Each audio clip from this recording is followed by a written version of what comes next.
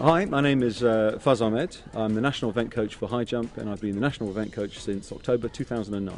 I'm in charge of the development of high jump in Great Britain. I'm also in charge of the elite level all the way through to the junior level.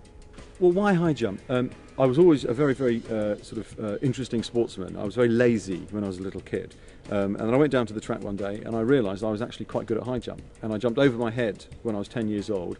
And from there it just spiralled into me going down to the track, becoming an athlete. I was an international sportsman. I went to university in America through a high jump scholarship. Unfortunately, I was really badly injured. I came back and I learned a lot about training through the fact that I was very injured. I went off to do some other things, and I came back into coaching because I knew quite a lot about recovering people from injury. And since, I'd say about 1998, I've been a high jump coach, working with lots of different high jumpers at different levels, from junior all the way through to senior, from English schools winners to Olympic medalists. Well, I think the most important training tips I could give to any up-and-coming athletes is really about being prepared effectively. So if we compete in July, we start our preparation all the way through from the beginning of September. So preparation is the most important thing for me. Say for example you're doing a marathon. You wouldn't just get up out of bed and then run the London Marathon. You'd work backwards from the day the London Marathon is, all the way backwards, maybe 6 months, and if you're really serious about it, maybe even a year or even 2 years. But for young athletes, I think the most important thing I would say to young athletes is to really enjoy the experience of competing. I did athletics because it was great fun. I try to make the Olympic final great fun as well. So to me, the most important thing is having fun, but also being prepared so you don't really let yourself down when you compete. So what's in my kit bag? The interesting thing for me as a coach, I have a slightly different kit bag to when I was an athlete.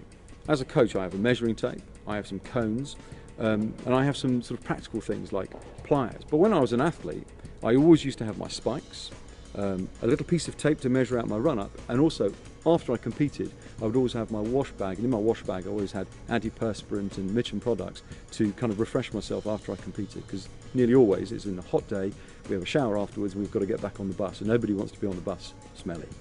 The prediction I have for 2012 is we are going to go in there the most prepared we've ever been, but so is the rest of the world. Now as a coach I'm trying to raise the bar of athletic performance, but the rest of the world always peaks for the Olympics, and if you look at 2008 or 2004, there's always been a slight little curve up.